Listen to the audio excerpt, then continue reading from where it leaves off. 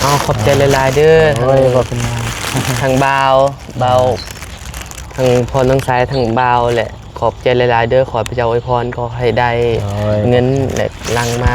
เด้อขอให้พระเจ้าอวยพรเด้อให้ได้หลายๆเด้อโดยสาธุขอบใจที่ได้กะฮักแพงคือเก่าหั่นแหละเนาะเฮาบ่ได้เข้ามากับบ่แม่นว่าเฮาสิปะสิทิ้นแต่ว่าเฮาก็ยังคาเวียกแน่เนาะแม่นกะนึงมากก็เฮาก็แบบว่าได้เฮือนได้ชานได้เฮาก็แบบว่าโดนมาเทื่อนึงหั่นนะเป็นอย่างนั้นนะ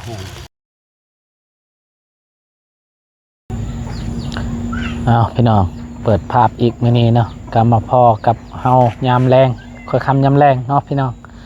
นี่ก็มาบ้านทางน้องตุนกาพี่น้องดนแล้วก็บ่ได้เข้ามาเยี่ยมยามทำข่าวทางน้องเพิ่นเนาะก็บ่ได้ลืมแหละพี่น้องก็ฮักแพงคือเก่าคือเดิมเนาะแต่ก็ต่างว่าบ่มีเวลาไปหาเพิ่นเนาะก็ค่าเวียกแน่เนาะก่อนอื่นกับทักทายสบายดีเด้อสบายดีและสวัสดีพ่อแม่พี่น้องFCเมิดสู่คนเนาะบ่ว่าสิอยู่ในและก็ต่างประเทศก็ยินดีต้อนรับเข้าสู่ช่องเป่าบุญคงคือเก่าเนาะนี่กลับไปหาทางเพิ่นก่อนถามข่าว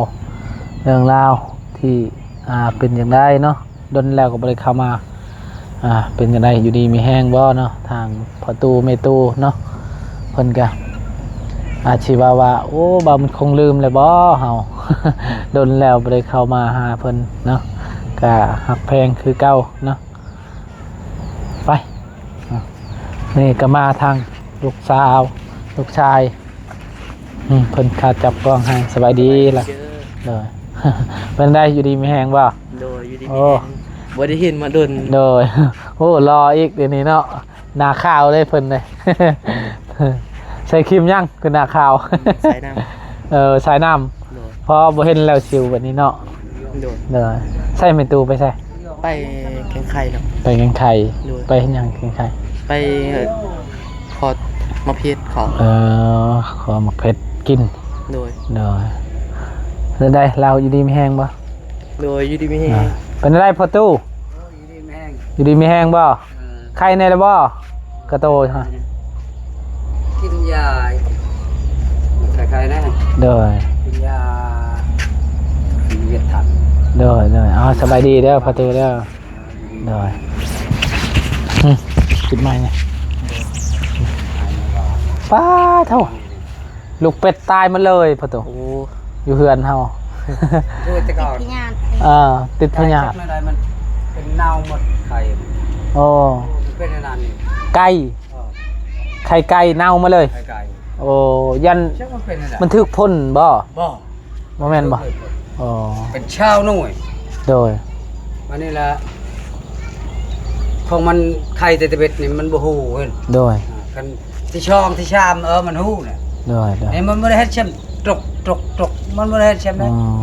มันบ่ได้ห้องเลยลูกบ่ได้พักเลยบ่มันบ่ได้พักไข่มันพักคือกันเนาะแต่ว่าเน่าโดยมันเลือกกระโตหมดเลยบ่บ่ได้หมดอย่างไหนจักโตเน่าหลายเลยดิมันเกิดเป็นลูกแล้วดินี่เป็นลูกแล้วตายโดยจักไม่ได้มันได้ฝนตกฝนพานี่บ่ได้เปียกบ่ได้หัวบ่เฮือนบ่โดยดีงามโดยบ่ได้หัวเลยงามไม่ได้เสาเฮือนเฮาบ่ได้แตกแล้วติแตกคือเก่านั่นแหละคือเก่าเฮาใช้อันนั้นน็อตนี่ก็มันบ่แตกยาเห็นมันบ่แตกนี่เก่าเดินยังซ้ำเก่าเนาะยังซ้ำเก่าว่าใช้น็อตเลยดิเดินบ่ใช้น็อตแล้วบ่ได้คิดว่ามันสิแตกอีกกว่าเก่าอีกก็เก่าแต่ว่าอยู่ทึงก็แตกนี่แล้วโดยนี่แหละกินข้าวกินน้ำแล้วซั่นกะยังไม่ได้กินเขากินบ่โดยมีอาหารยังกินครับได้ว่าสิชวนต้นกล้าพี่น้องไปหาป้านี่แหละเนาะไปใส่หม้องใส่ยังเลยพาน้องต้นกล้าไปก่อนบางเถื่อมื้ออื่นนี่คันว่าว่างมื้ออื่นก็สิพาเพิ่นไปใส่หม้องเนาะยังมีที่ปอมองคือเห็นหม้องมื้อนั้นช่องด่างบ่แม่นอยู่เพิ่นในด่างซื้อมาแล้วพอดีแหละไปใส่หม้องเพิ่น ทางผู้ใหญ่บ่ชื่อ โดย ชื่อให้ฮะ โดย โดยพอดีเอากาซื้อผ่าทางน้องต้นกล้าไปหาป้าก่อนพี่น้องเพราะว่าป้าได้มองอยู่ อยู่บกบ่ได้กินเลยเนาะ แม่น เอาไม่ยั่งนั่นแตกบ่ประตูตอนนั้นหินตอนนั้นแตกบ่ เห็นนี่บ่ แม่ อ๋อ บ่ได้แตก บ่ได้แตกเนาะคือว่าคือแตกอ่า ออกเช้า โดย ๆติด เป็นไรห้องน้ำเฮาใส่อยู่อะใส่งานอยู่โดย เบิ่งห้องน้ำนะ ใช่เลย โดยเพิ่นเพิ่นล็อกตลอดคือว่า ลัก สิบ่ใช่ ไส้ เนาะโดยโดยอืมโดยบ่ได้เป็นมากบ่มากอันนี้มักสไลด์นี่บ่ได้เป็นบ่ ยังบ่ได้เป็น เป็นในนั้นแหละ โอ้ เป็นเนื้อ ไปกิน โดย เอาต้มกิน กินแต่ยอดมันเนาะ แม่น ใบมันเนาะ ใบ โดย เป็นในนั้น มะกล้วยบนนี้บ่ทันแก้ซ้ำมัน อ๋อ ฝนตกมื้อนั้นแล้ว มันล่ม ลมแม่นลม ลมพัด โดย แล้วก็ ถึงไปคนเลย สุกแล้วก็หมดแล้ว โดย หากว่ามันเสาร์ยังอยู่หาว่าสิให้ไอ้ลังแต่ไอ้ลังบ่ได้มาดิฝนตก โดยเป็นได้ไฟฟ้าเฮานี่คักอยู่บ่ โดย โดย 7 โมง 8 โมง จะได้มันหุ้งเองเนาะ โดย พอดีตะเวนตกจังได๋ก็มันหุ้งบัดนี้ ตัวนี้เด้ไฟอันน่ะไฟโซลาร์เซลล์เก่านี่บ่หุ้งเนาะ หมูหุง โดยเป็นได้อ่า ก็เลยซื้อถึง เปิดเองแหละ เบิ่งจุดกาจนกายแล้วเฮา ลูกชูงเลยเนาะ มันชุ่มน้อย ชูงแล้วตุดกาดูนี่ ใช่เบากันนะ แต่เก่าคือว่ายังน้อยๆแน่เนาะ เอ้ยตำน่ะ โดยแต่เดี๋ยวนี้โว้ น้อยๆ พูดพี่น้อง โว้พอบ่ ข้าว โดยแม่น คน น่ะ ข้าวคนชุง โดย ใหญ่ใช่ไหม แม่นน่ะฮะ แบบ ใหญ่เลย คนนั่น คน น่ะ โดย ครับการคนชุงคนข้าว โดยมื้อนี้ก็มาเยี่ยมยาม โดย ดนแล้วบ่ได้เข้ามาหาเป็นจังได๋มันต้นเฮา โอ้ยบ่งาม อยู่ เลย บ่งาม บ่งามบ่ มันตายแต่บางแดดนี่ โดย มันตาย บอลก็งามบอลก็บ่งามบ่งามมันเออ ได้แล้วเสียหยายัง แล้ แล้ว ว แล้วเนาะ แล้ว โดย หญ้าน้อยเดี๋ยวให้มันใหญ่ก่อน โดย เฮาหากาแล้วเสียหญ้านี่แหละเสียมือมื้อนี้ เออ เอาคนงานเพิ่น เออ อ่ามาช่วยเสียหญ้า นี่แต่พอเปลี่ยนกัน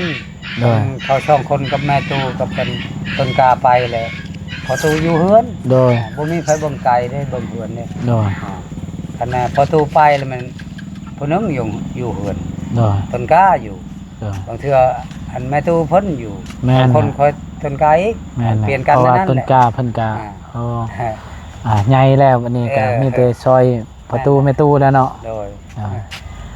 อาศัยทาง เพิ่นหมด น้อง นี่บ่ได้ โดย ไปก็ไปหมดอย่างแต่เฮือนเปาลานี่โอ้ไก่เป็ดหรือว่าเฮือนชาติเฮาก็บ่มีไผเบิ่งเด้อ โดย คือชุดนั้นแหละจะเอานะ โดย เอาไปหลักไปนั่นเฮ็ดของ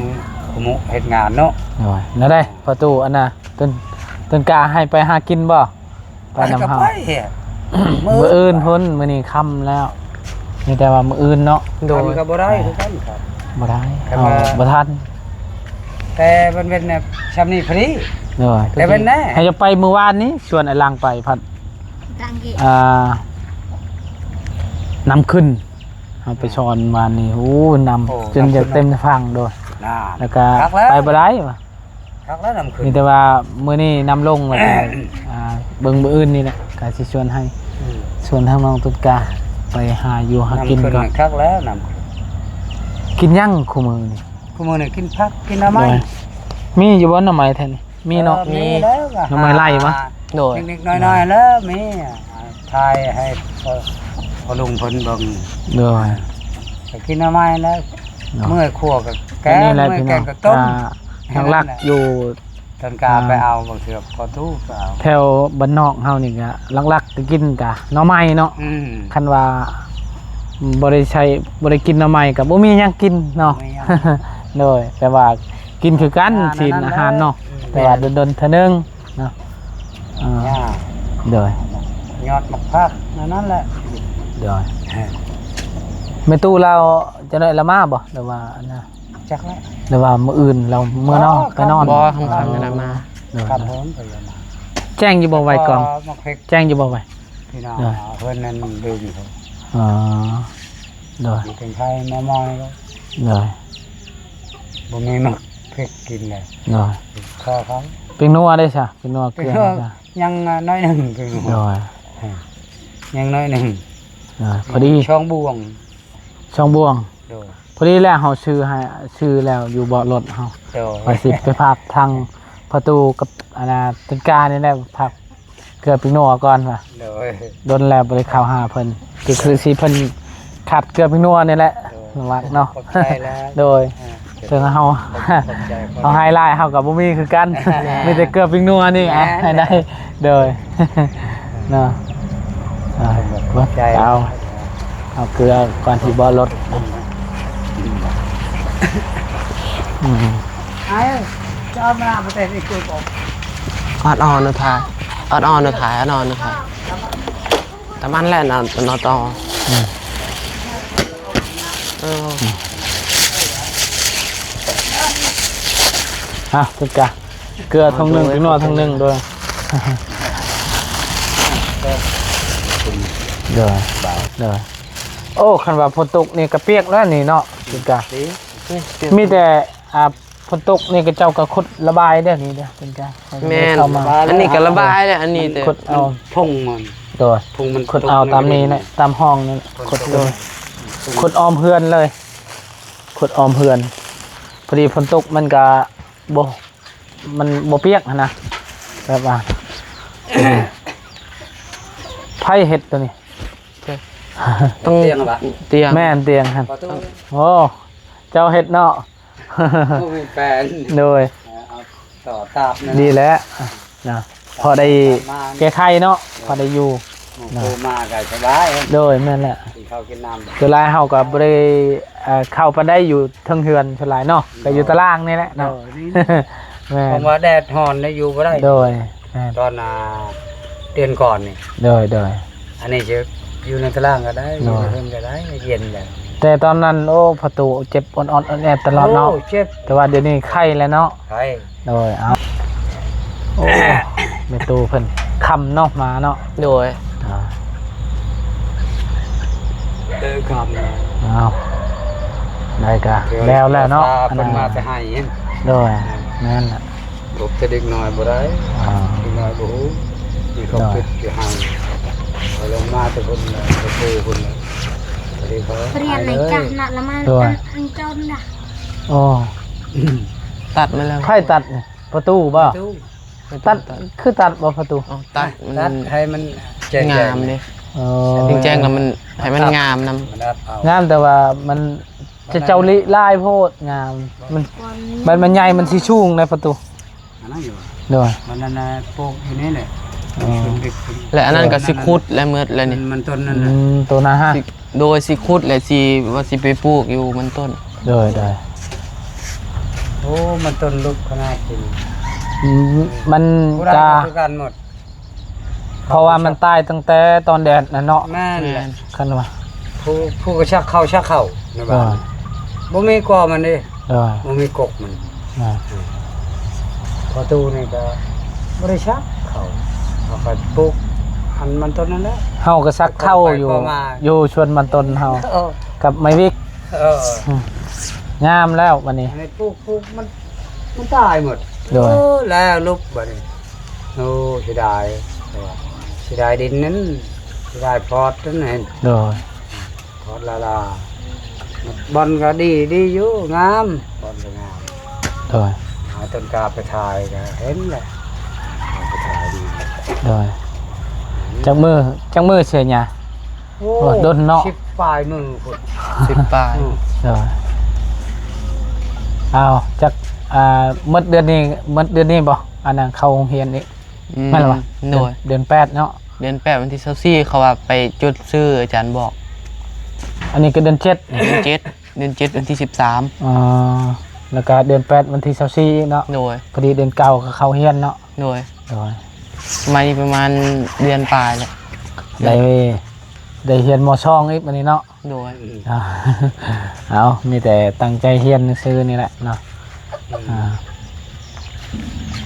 ง่ายมากก็อยากให้เป็นคนดีเนี่ยเนาะก็ทางประตูเมตูเพิ่นก็โอ้แบบว่าเพิ่นบ่อยากให้แล้วลานไปลินนั่นไปลินนี่เนาะประตูบ่ได้ไปลิน เด้อมีแต่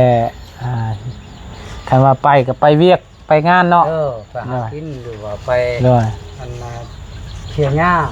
เปิดแชทเลยไป กับกล้วย เปิดไทย นั่นแหละ เป็นบ่